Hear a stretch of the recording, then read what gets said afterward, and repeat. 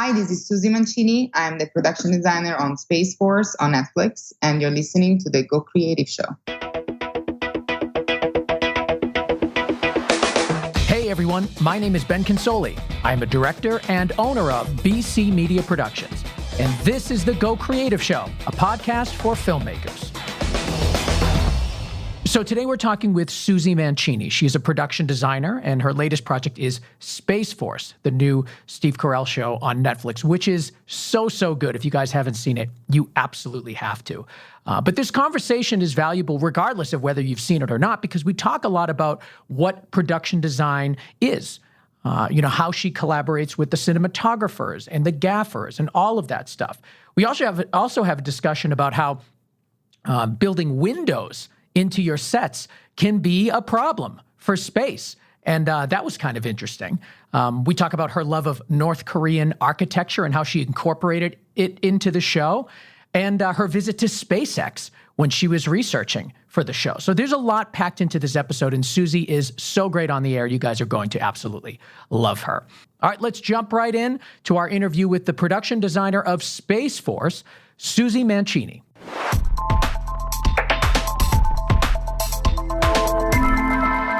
So I'm here with Susie Mancini. She is the production designer for Space Force on Netflix. Susie, welcome to Go Creative Show. Thank you for having me. What a fun show Space Force must have been to work on. Just the cast is amazing. The production design certainly is really interesting. I can't wait to talk to you more about it. But just what a great show to be on. It must have been a blast. Yes, it was. It was a surprise since the beginning. We're talking about icons of comedy, and I am a comedy fan. Majority of my work in the last 13 years have been in comedy, and so even just my favorite genre is comedy. I binge watch tons of it, and I have been a fan of Greg Daniels' work for many years. I have seen everything he has done multiple times. And so for me, the chance to work with him and Steve Carell was really unique. And I couldn't believe it. I had imposter syndrome up until we wrapped, pretty much. But it was really fun. It was a lot of, again, idols to try to make as happy as possible. So you really want to give 110%. On top of obviously working for Netflix on a big show. But when you work for people you really admire, I feel like it helps. So to give that extra amount of yourself. I want to talk to you a little bit about production design for comedies. Because you said a majority of your career is in comedy work. And I know when we talk to cinematographers, there's a certain kind of look that comedies have, and it differentiates itself as a genre. And I'd love to, we've talked much about it from the cinematography standpoint, but from a production design standpoint, how do you describe the look of a comedy? So comedy is a big fan of grays. So it's not just something, it's comedy. There is a lot of different type of comedy, as we know.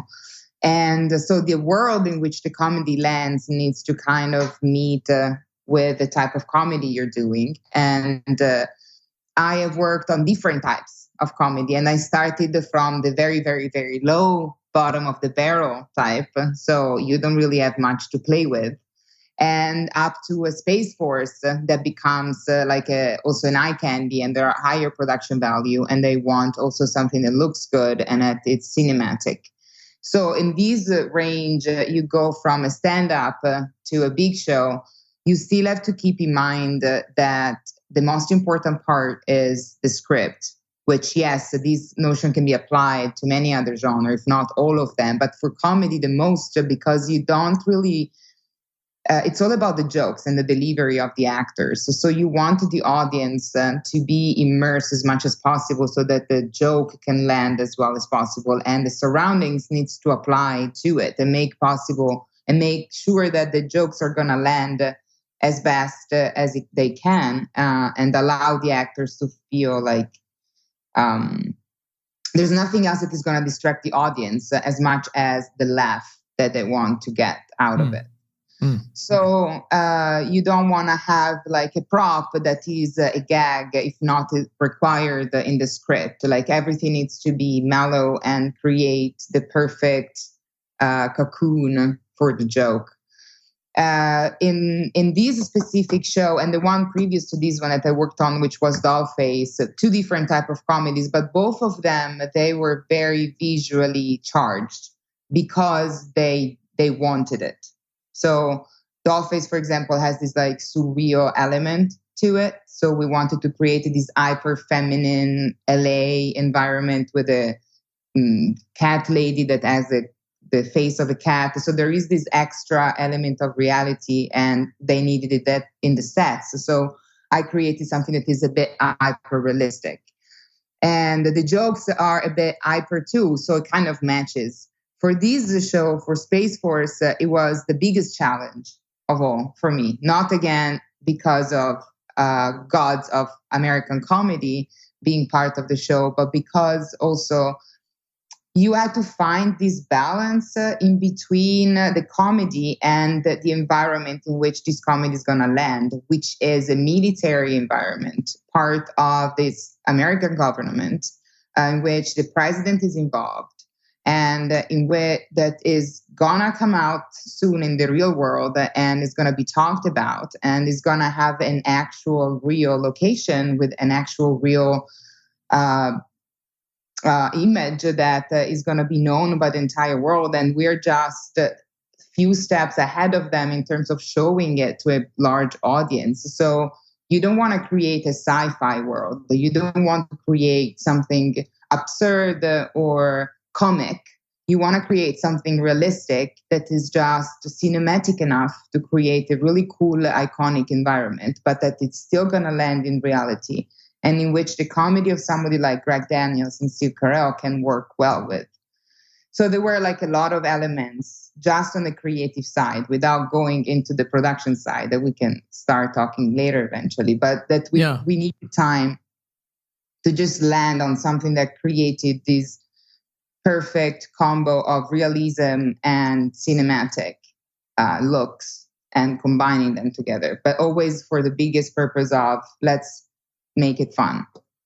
So the show Space Force is on Netflix. It stars Steve Carell, and it's basically like the creation of the Space Force branch of armed services, and takes place in Colorado in kind of this desert, campus that is created just for Space Force. But it has a really unusual kind of like brutalist look. And let's start at the way you began to develop the overall production design for the show. So you get the concept, you get the script, somebody tells you, the director tells you what the show is about. When did it start? When did you start thinking about the brutalist architecture and taking that approach? This was even earlier. So the first time Greg and I met, it was over coffee. And the last thing I thought was that I was going to get the job. So I was like, let's just have breakfast. And because that's already the coolest thing ever. And whatever happens, happens. And we talked about everything else but the show. And then at the end, it kind of gave me just a glimpse of what the show would have been about. Like, Steve is going to be the general of the new branch. We don't want to make fun of anyone, but there's definitely satire in there. And I want something that is more cinematic than my previous job because I don't want it to look like The Office. And what I have in the back of my mind is some sort of Dr. Strangelove inspiration. Oh, yeah. And so I told him, give me a couple of days. And I was like, top of my head, I was like, I think it should be like maybe in the desert. And in my mind, I imagined something about like an old NORAD facility or an old like Soviet building abandoned in the desert somewhere, or something that we can use some sort of brutalist architecture. And he loved that. So I was like, okay, so show me some ideas. So that was a Friday. And on Monday, I sent him this presentation with like a bunch of research from ideas for the logos up until like the bigger picture. And I kept on going in that direction. And I tried to add some of Kubrick inspiration in there, not only from Strangelove, but also like a little bit of 2001 Space Odyssey. But again, like I didn't want to copy too much, so I started also to introduce the old James Bond's movies, like You Only Live Twice for Mark Nears, which is my Steve Carell character. And so a combo of these retro vibe in which architecture is really loud and has a presence, and it makes sense because you're in the desert and the government maybe can't afford to start to build a new branch completely from scratch, so they can use already standing buildings. And the idea of using concrete in a desert environment is it's sensical. So it's a material that works because it stays cool in the inside, and it matches also with the environment around you. And it has this very solid and geometric. And in my mind also it was like this, because it's something that comes from the current administration. So I wanted to introduce this sense of masculinity and testosteronic strength that was everywhere you could. And so I used these very strong materials.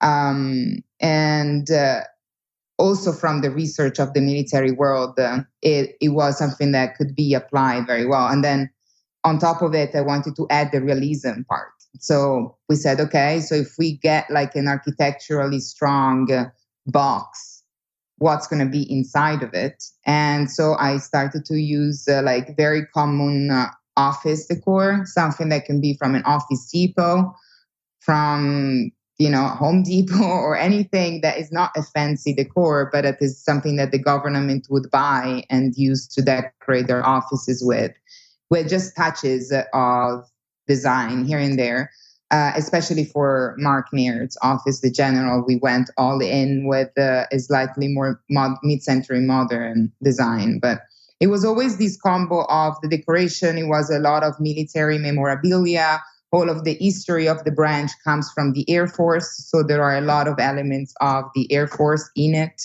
and the combination with NASA.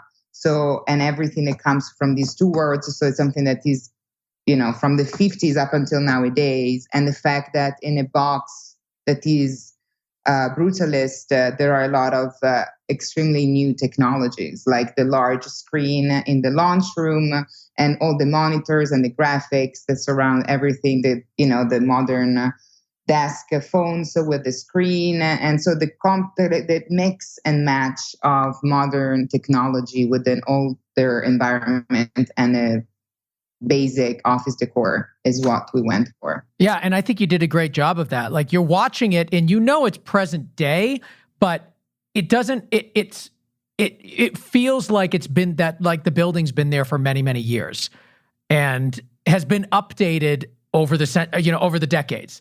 And it was just great. Like it's a great mix of modern and mid-century modern, I guess, is the way to talk about it.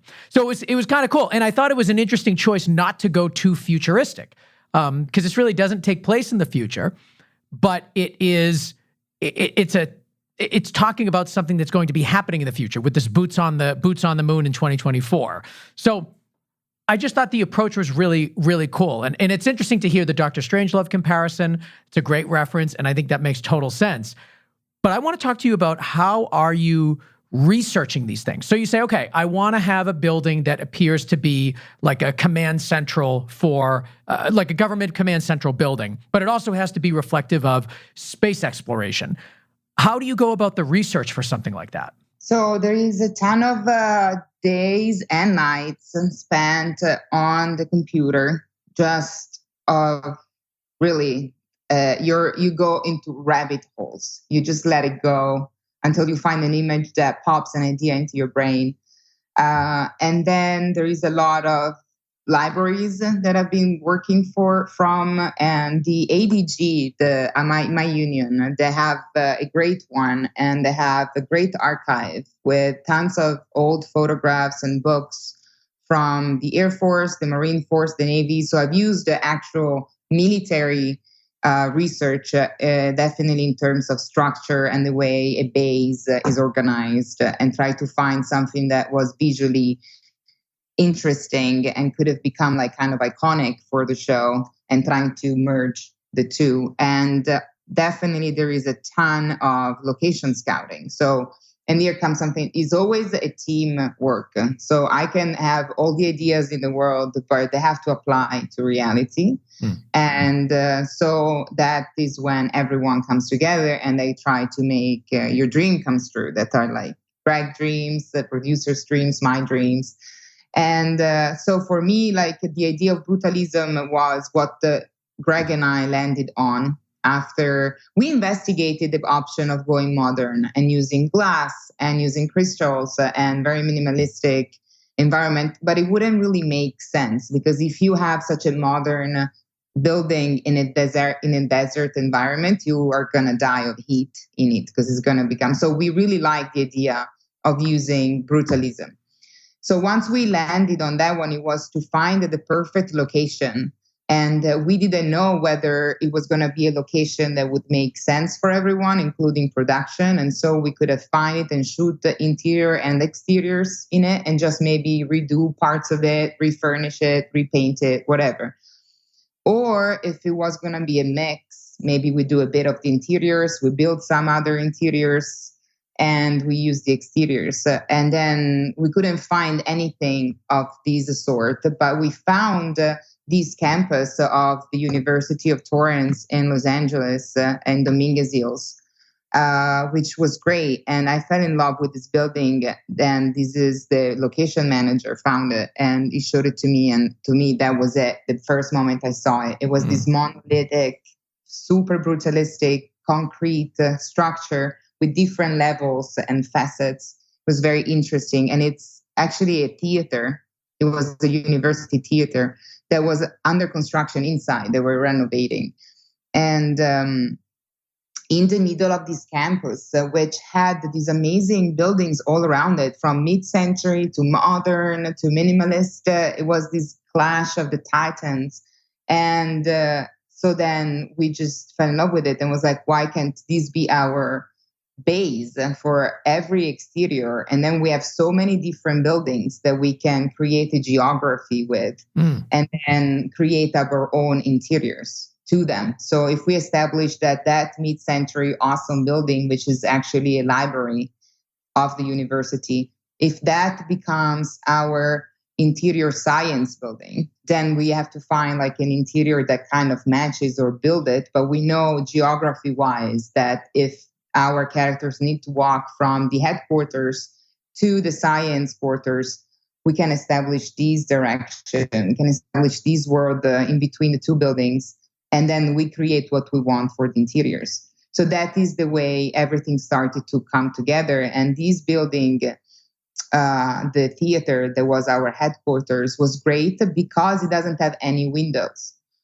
which for me was the dream, because at that point we knew that we would have built everything on a sound stage. And so to find a sound stage big enough that you can create such a large environment, it's difficult already. But the other part is that as soon as you have a window that is low enough that you can see outside from, that eats up so much footage of your sound stage, because you need to have a certain amount of feet where you're going to drop a backdrop, whether it's green screen, blue screen, or an actual backdrop. You need X amount of feet. And then you need a space for lighting, and they're going to lighting from the top, from the front and from the back. So you're going to lose like from 15 to 20, 25 feet already for a window. And so for us, we couldn't do that. I was like, we need every square inch that we can get. So I really built from security line to security line of our sound stages. And the fact that I didn't have to do the windows was great. So I needed the light. And so that is typical from brutalism. I used the skylights. So I was like, let's just use the light from the sky. We're going to design, each environment is very unique type of light from above. And we're going to just play into it. So we don't need the windows. And that turned out great. I'm actually really happy I worked. Every single area of the sets had a very specific type of ceiling lighting. The plaza at the center to me was my favorite, because we built this beehive skylight And the lighting department and the GAF and the DP, they created this wonderful setup that recreated the sunlight. So it would move according to which time of the day it was. Oh, wow. And then it was a very, very strong light because you had to mock the sunlight. And once the light would go through the beehive concrete structure, it would heat the room underneath, which was the plaza, creating this crisscross type of shadow, which created so much texture everywhere. So all around that environment, which I left pretty bare on purpose, you have these casted shadows at all time, and even of the actors walking by it. So it created like extra texture. And that happens in every single environment that is not like a single small office. Yeah, I'm looking at a picture of that right now, and you're right. I mean, when you're watching the show, it's interesting. The lack of windows wasn't something I noticed while I was watching it, but when you bring it up, I felt it. Like there's something about a room with no windows that has a very unique feel. It feels safe. It feels secret in a way. It could be underground. You don't know. And it also provides like this more congested space. Even if the space itself is big, it feels tighter. It feels smaller. And I think that helps to give it that sort of official feel and look to it. It really does have the appearance of something that is a special secret place. Mm-hmm. No, I'm glad you like it. And yeah, so that's the way it all started.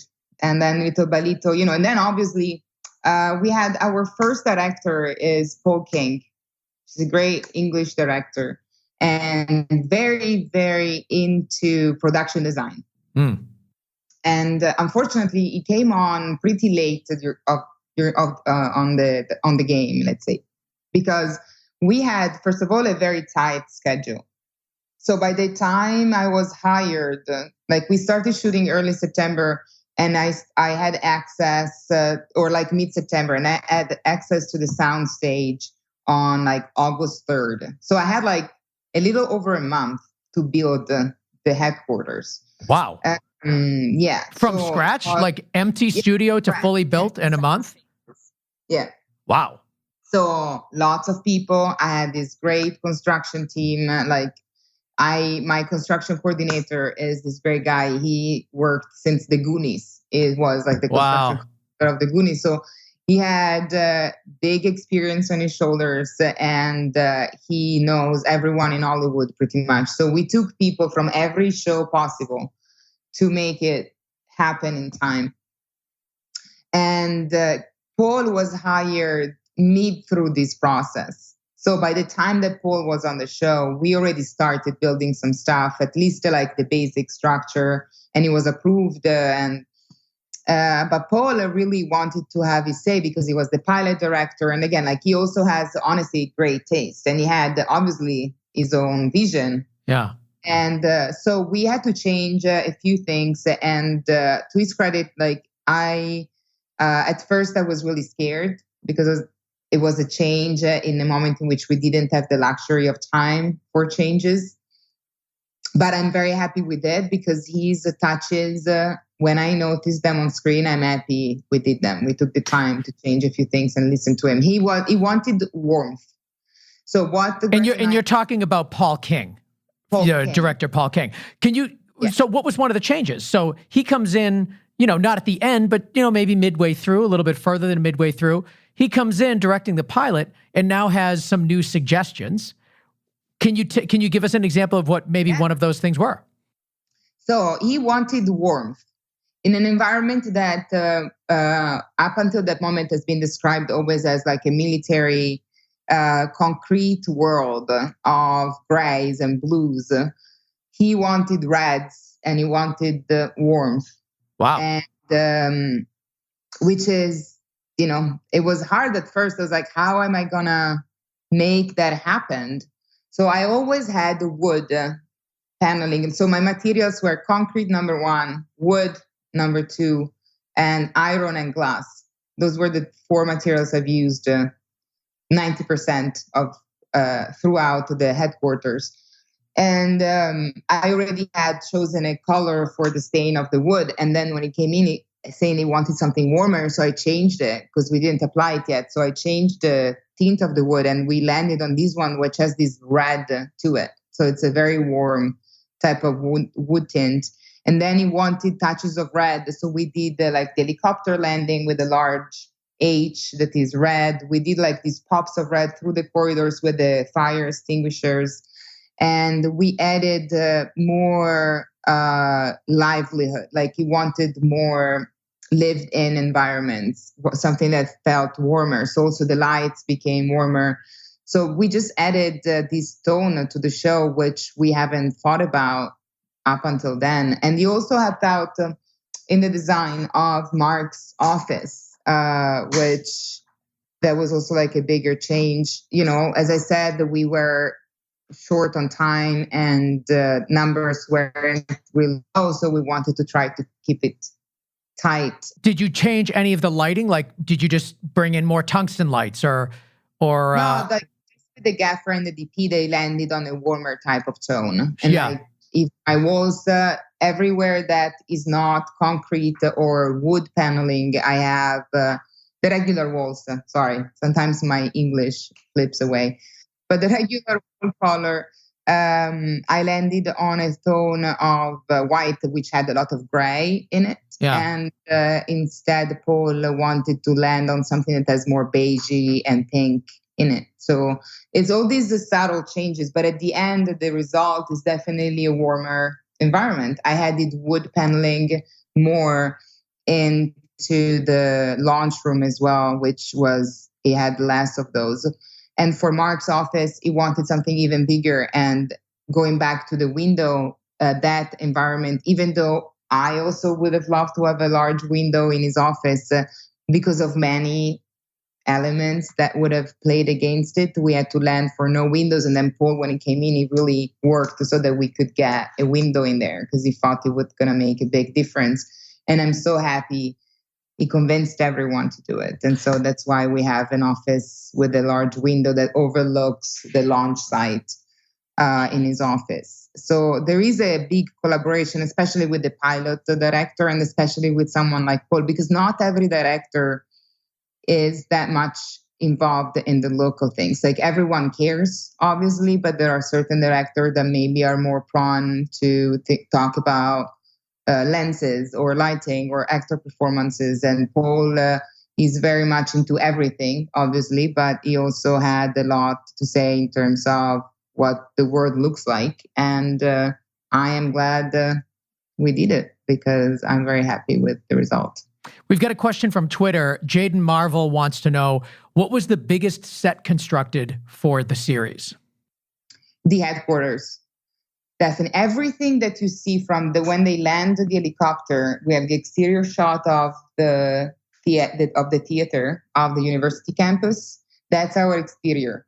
And the moment that you see them walking up, it cuts to an interior. We built a section of the exterior. So when they walk and it looks like it's an exterior, it's already a set piece. And then once they cross the glass doors and you see the concrete world, that's all set, including the launch room, the conference room, the plaza, the cafeteria, and the corridors, his office, everyone's office. It's all built. So we built everything on 2 sound stages that were attached to each other.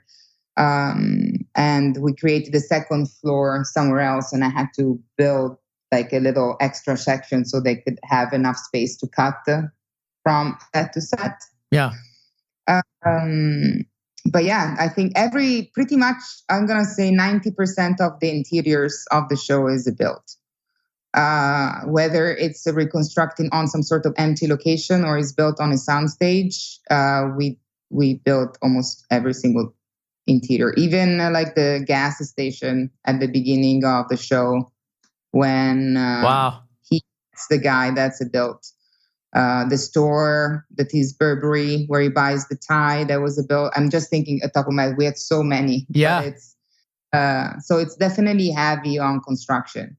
I want to talk about the control room because your design team and you were getting guidance from Elon Musk's SpaceX.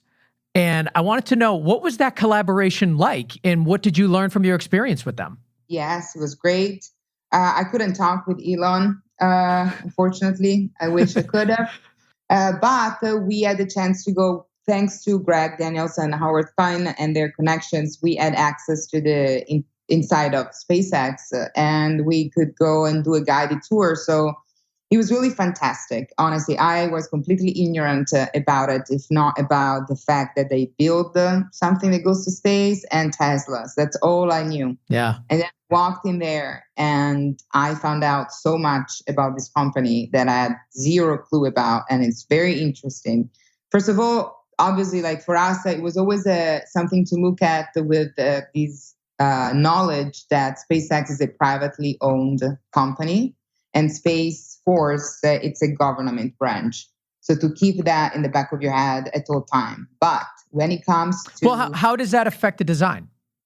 Well, it affects it because a privately owned company means that they have way more money and they can do pretty much whatever they want. Yep. I think that is a government branch. You have way more guidelines and way smaller of a budget. So you look at it and you just keep that in the back of your head. But it was very interesting to learn what they do, how they do it. And the crazy part is that I had no idea. This space is this massive hangar until your eyes can see. And every department works together. There's no real separation among departments. So when you walk in, on your left, you have this open area cafeteria with like a buffet and tables. Yeah. And on the right, you have this glass cube, which is the launch room. And and then you look in front of you and you have SpaceX. So you have from engineers, scientists, painters. So they all work in their sections in this open air space next to each other. And everyone can watch the launches because it's made of glass. So every single person that works there, when there is a launch, they just peek through the glass and look at the launch. And the launch room itself is such a simple room. There are like IKEA desks with one simple computer in it, very cheap looking chairs. And then there is this large white wall with projection. So it's not even a screen. And they use projectors and they project whatever it's happening. And so that for us just opened up so many different ideas, and we picked what we could use for us. So Greg really liked the idea of being a space that everyone that worked there had access to, at least with their eyes. So I used the concept of using glass walls a lot. So the room is not completely glass, but there is it's concrete and glass walls so that people could have that access to it. And we couldn't use the projection because of lighting issues. It wouldn't have worked well because obviously a set is not a real place. And so you have to have certain lights for the actors. And so it wouldn't have worked out well. So we needed to go for a screen, and then we had to land for this amazing LED screen surrounded by other monitors. So this was a real screen, like there's no CGI there. That wall was massive, and it's completely covered by this LED lust technology type of LED screen. It was really impressive. And but yeah, so we just learned the things. And so what I've learned and applied to the show was the interior of the rockets. So when they go to the moon, which just happened in the real world, the technologies of these rockets is completely different from what at least my brain collected over years of movies and whatever else that talked about spacemen going to the moon. Yeah. So you have these iconic image of the astronauts in these cockpits that are tiny and covered everywhere by buttons and levels and such. And now the technology has evolved so much from the 60s to today. And so all you need is really one large screen that looks like a large iPad. And that's pretty much all they have. Wow. And the space, technology in SpaceX is very functional. And also they are very conscious of the environment and they recycle a lot. So pretty much one of the things that SpaceX does, they go after the launches where the bigger pieces of the rockets detach and they fall on Earth, whether it's in an ocean, in a lake, in a desert. They go and pick those pieces up so they can refurbish and reuse the materials for the next one. So there is, and the spaces inside is very much functional to what the purpose is not to be cool or to be filmed in or anything like that. So we tried to do that. Like I used very basic elements of design, but I wanted to emphasize the fact that today you don't have those cockpits with a million buttons. You have pilot seats and a large screen. And we added like a few elements just to make it a bit more cinematic again. But that was the direction. We didn't go in the old school vision. So I don't know if everyone is going to appreciate or they think that we were lacking on things. That was always my fear, that maybe it was going to be seen like, what is this empty little space? Yeah, because that's tricky. It's like you want to be realistic, but at the same time, if nobody really understands what the realism is, then it almost seems like you're under-designing and you're under-propping. So how do you balance that? I mean, I think like you, I mean, I agree with you. The way I would envision this is the same you said you did, and I think a lot of your audience would too. They're envisioning kind of this old 1960s rocket ship. And that knowing that that's not what it is and having to be realistic, but also give people something that they would understand, it's got to be tricky. Yeah, you got to risk it sometimes. And there is, again, the teamwork effort to discuss these things beforehand and see what could have worked and what didn't. And we all agree that even the rocket that we built, the interior, we had the two different environments. We have the living quarters, which is where they polish the guns and where they get the guns. And so we had tables so where they can have their food, and the bathroom and the plants. So we added a lot of texture, and I kept some of the elements of our collective memory of what a rocket that goes to the moon looks like. Yeah. So I tried to, everywhere the camera would be spinning around, to have texture in the background. But the cockpit, which is the most technological part of all, I decided to go full in for minimalism and just keep it as realistic as we could. So I broke the white and the gray with just these handles bars, which are really everywhere. Because when there is absence of gravity, the astronauts use these handles, which are spread around the space to just move around the spacecraft. And then the large monitor, and we just set up the round, like we just landed on the round design. And so everything was up in circles, but that was it. So you kind of make a choice, and then you hope that the audience will appreciate, and you just go with it. We've got a question from Twitter here. Let's see, where did it go? Oh, on Instagram, actually. Will Horn wants to know, was it intentional to have the cast need to duck every time they walked up the stairs? There is we created these stairs, which are X. It's an X shape. And they don't necessarily need to duck. But like, for example, John Malkovich is very tall. And depending on where they were walking, they had to do a little bit of ducking. Nobody would have eaten their head. Like, it was built so that it was very safe for everyone to walk. They could have jumped. The entire crew could have been standing and jumping on the stairs, and nothing would have happened. But because of the design, it was very tricky. But everybody loved it so much, we just went with it. We had to adjust a few things so that everyone, even a very tall person, would be able to. But like, sometimes I feel like, especially if a taller man walks something, you just instinctively do that, even though you know you're not gonna hit your head on it. So that's it. It was So there it is. intentionally made so that would not happen, but it still happens. You can't control. I can tell John Malkovich, don't bend your head. Oh my God. How great would that have been if you just interrupted every take? John, no, stop that. I'm sure they'd love you if you did that. Oh my God. But that was the fun part of John Malkovich. So I was terrified at the idea of meeting him. I don't know why. I love the guy, and I always had this, like, when they told me he was going to be on the show, I was very excited, but also like scared that I was going to meet him. I don't know, maybe like I imagined like maybe he was mean or something. I don't know why. And so the first day that he was on set, I was in my office, and my office was right above the soundstage. And somebody calls in and they pass me the phone call. And I was like, John Malkovich wants you on set. That never happened. That an actor makes me call on my phone on my office to go down on set. So the first day that they're there.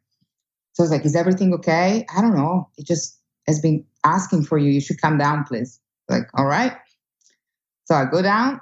As soon as I get to set, everyone's like, John Malkovich is looking for you. John Malkovich wants you. He's on set. And they were rolling. I was like, I'm going to wait. I was like, no, go. There. So just wait for for them to stop the take and go. So I went in he was having a scene with Steve Carell. And so I was like, are you sure that I'm just going to walk to set, like in between takes? Like, you don't want to disturb the actors. I'd never done it. I was like, yeah, you need to go. The first idea, I was like, yeah, go. Oh my God. Wow. So I walked on the set. I looked at him and was like, hello, good morning. My name is Susie Mancini. I'm the production designer. I know you were looking for me. Oh, yes. Hi, good morning. He was the sweetest, the most gentle man in the world. He gave me the sweetest, best compliments ever. And then he proceeded to ask me everything about the doors in Steve Carell's office because he's making this house in New Orleans and he wanted those doors for his house. Oh, my God. I need these doors. I need to know everything about these doors. And they were in between takes. And I was looking at the first idea, like, do I start this conversation or should I just not do that right now? So anyway, we became friendly and he's been my biggest supporter ever since. He's been this guy and I adore him. And I had to send him I designed the doors and the door handles. And so I had to share with him the designs and the place where I had it done. And we talked about architecture and interiors a ton. And it's been such a pleasure, honestly, to work with him. He's awesome. So I just want to say that he's a great guy. He can do that on the series. Exactly. He can do anything he wants. Well, I mean, you've got a killer cast on this show.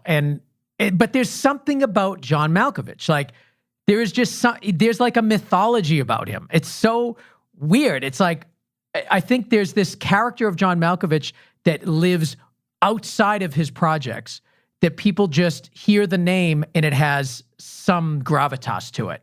And even to stand out among the cast that you have there. I mean, it's funny to hear you say that you kind of got that nervous feeling when he had asked you to come on set. I would be terrified. I'd be horrified by it, but I would love it at the same time.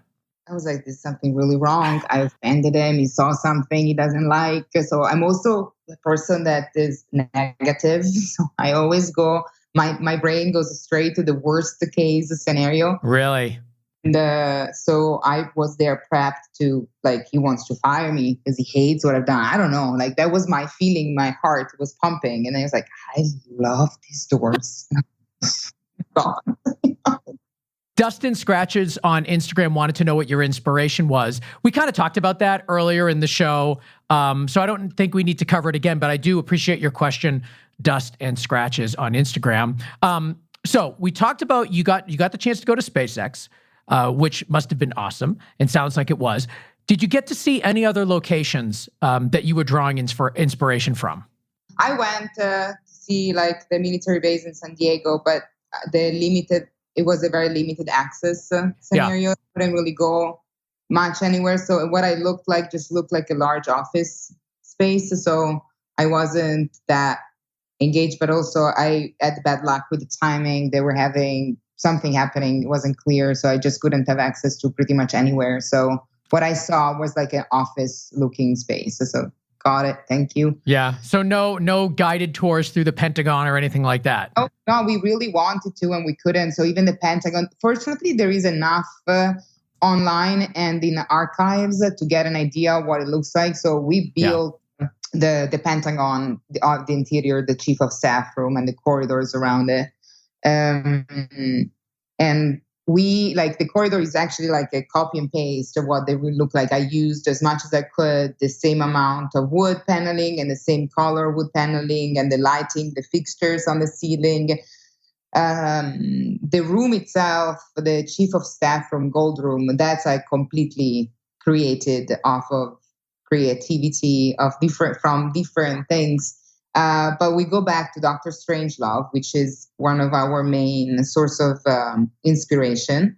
because of the round table in the big room.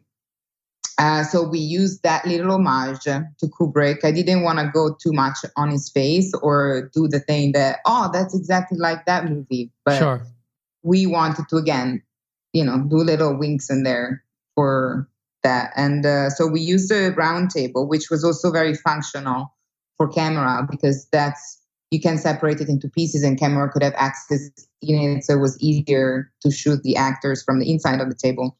And then the ceiling of that room is all light box, which is also a Kubrick element from 2001 Space Odyssey. Yeah. In the spaceships, he has these low ceilings that are complete light boxes. And so at the end, in the weird room where you see God and the monolith, the floor is a light box. So I kind of added that element into our space as well. And then the rest of the room is inspired by generally what the actual rooms in the Pentagon looks like, with elements of the militaries everywhere and microphones from the ceilings and stuff.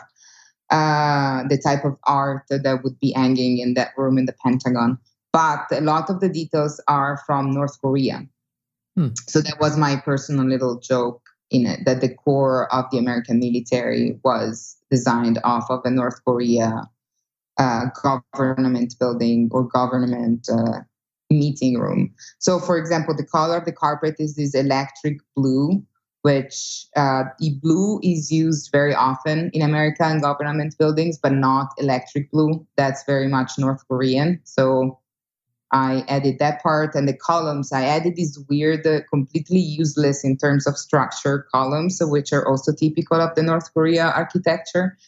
And then the paneling, that's also very North Korea. And in between the panels, you will notice, but there are little pentagons. I'm looking at them right now. Yeah, it's like the borders of the paneling converge into this little design in the middle. And that's also super North Korean. And the logo in it is designed as if it was a North Korean type of design. And the big copper map of the world that lights up, that's very typical of government buildings in Korea. The world has a different orientation in which Korea is at the center, but I made our regular one, but it's also inspired by that. I just had fun with it. Greg let me say, like, once I mentioned North Korea, I had these books about it, I am a big lover of North Korea architecture. It's crazy. They do amazing, wild things.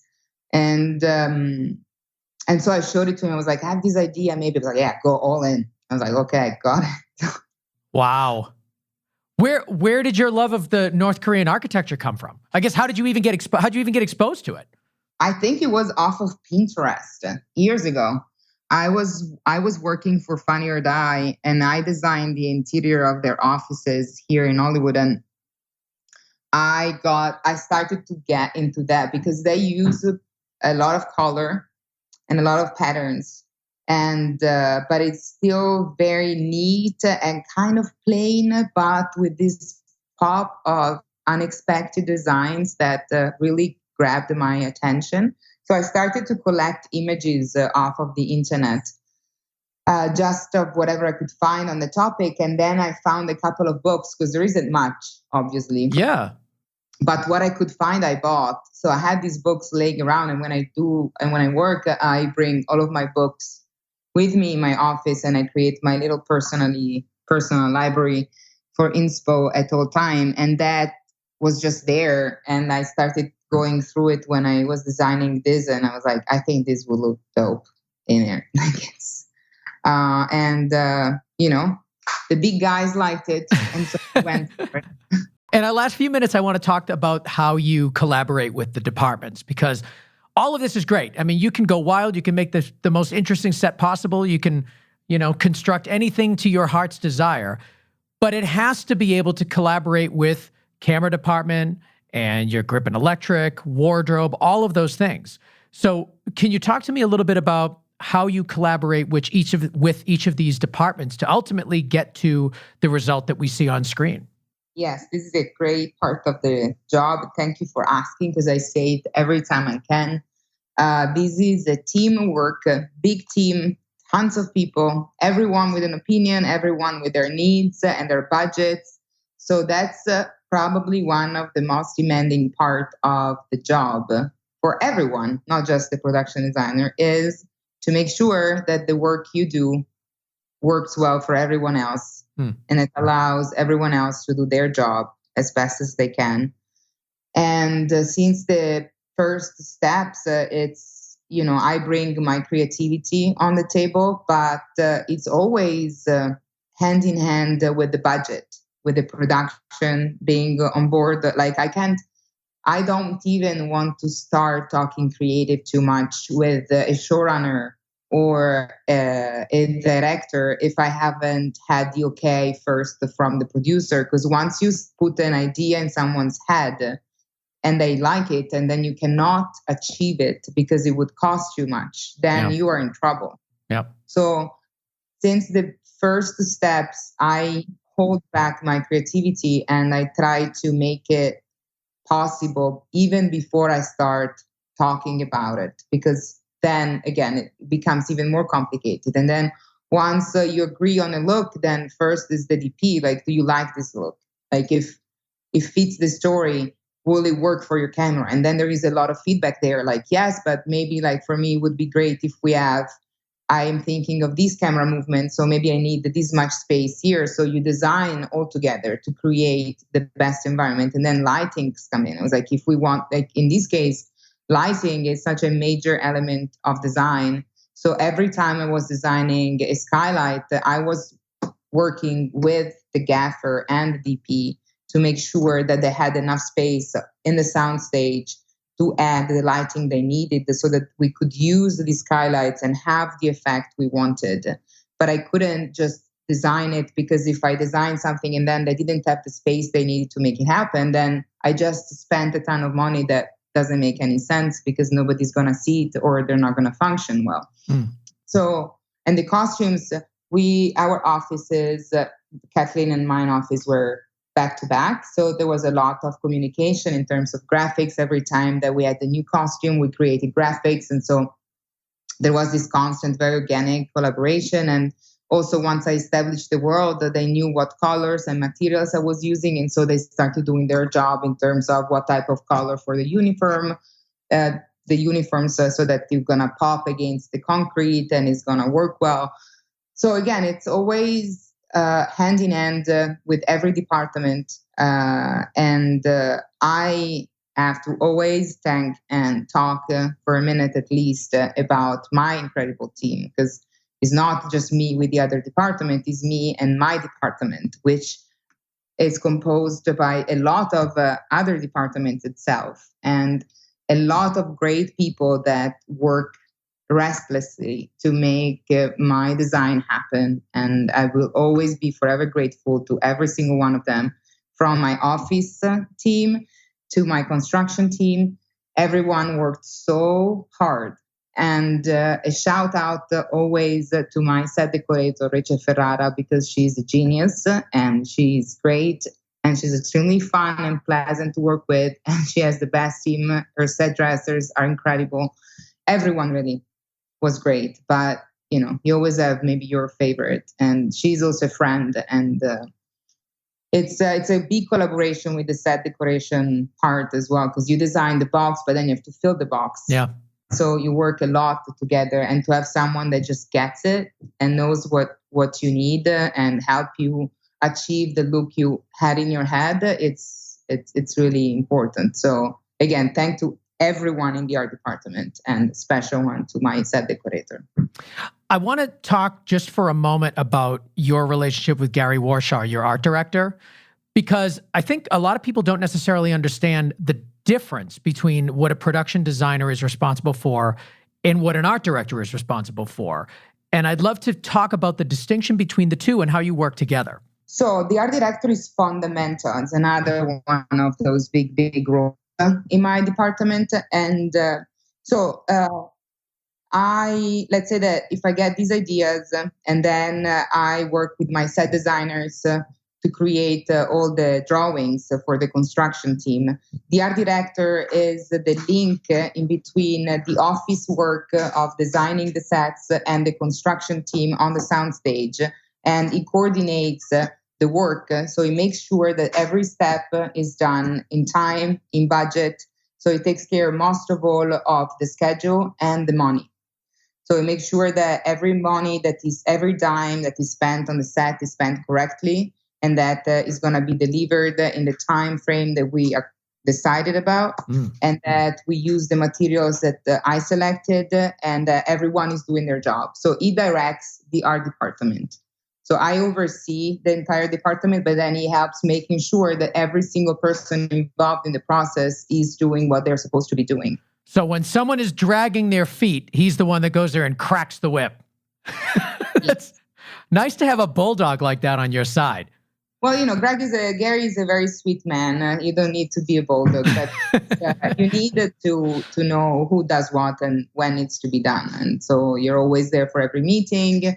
It's a very hands-on and very stressful type of work for sure. And also I'm not on set a lot, because also, especially on a TV show, you are creating while you are shooting. So we get scripts as we go. So you find out about stuff happening. So you go on location scouts for days at a time, and you're building and creating while they're shooting something else. And so it's this constant work wheel that never stops until the end. And so you need like somebody that takes care of the stuff when you're gone and make sure that everybody's working well. How many days was this series? It was 8 months. Wow. I don't know exactly the amount of days. So that's a lot of, that's a fairly long time. Yeah, in between prep and construction time, shooting time, and wrap, that's where we landed. We had like the Christmas break in between. We had like 3 weeks off. And just last thing, I want to talk to you a little bit about just the state of Los Angeles right now and the film industry. I mean, we're just now starting to come back from COVID-19. States are starting to open up a little bit, but, well, starting to come back. I think we're at the very beginning of a very long road, but, states are starting to open up a little bit. Production, not so much, but getting there. In Boston, I think it's June 29th, if everything goes well. What's it like over there? How are people feeling? What are you hearing? I mean, I speak for everyone. I know what I get as informations, which are from my agency or my coworkers, people that we have plans on shooting things with that we were going to be doing already, and everything has been delayed. So there is a lot of catching up with the current events, and everyone has their own rumors. So it's a lot of, I heard, somebody said, he told me. So I don't feel like saying anything for real, but I know that certain shows are going to be back on in July, at least for prep, and aiming to start shooting in August. Okay. And I think that at the moment, from what I understand, is a lot of the big production companies or the studios, so they just need to figure out a lot of liability issues and insurance issues, and how to make sure that all the crew and cast is safe. Even if there is a second wave, what does it mean to shut down production again? So there are a lot of paperwork issues to be handled, but I'm sure that everyone in town is on the start line, ready to go back to work. Yeah, that's what it's like here in Boston. Everyone is very, very much wanting to get back. So I think there's going to be a lot of pent up excitement to get on set again. Yes, for sure. Well, let's hope it's sooner rather than later. Susie, thank you so much for being on Go Creative Show. The show is so funny. Space Force on Netflix. You have to watch it if you haven't seen it already, if for nothing else. But the production design, the set design, and just the beauty of this amazing set, both interior and exterior, just looks really, really great. And you guys and your whole team did a fantastic job. So thank you so much for being on. Thank you so much for having me. And I hope you guys like the show. I want to thank Susie Mancini for coming on the Go Creative Show and sharing her experiences. Of course, check her out on IMDb. We'll have links to everything in the show notes. And of course, watch Space Force on Netflix. It's a really funny show. And now that you know how the whole thing was made, it's going to be even more fun to watch. I also want to thank Matt Russell for mixing and mastering and making the show sound so good. You can find him at gainstructure.com and on Twitter at gainstructure. and our producer, Connor Crosby. You can find him at Ignition Visuals, ignitionvisuals.com. And all things Go Creative Show are right there at gocreativeshow.com. The show notes from this episode and all the past episodes, links to our social media, links to subscribe to us on your favorite podcast app. It's all there, so check it out for yourself. And please support our sponsors, MZ, Education for Creatives, and PostLab, stress-free collaboration for Final Cut Pro and Premiere. Thank you guys so much for listening, and we will see you next week on another episode of The Go Creative Show, a podcast for filmmakers.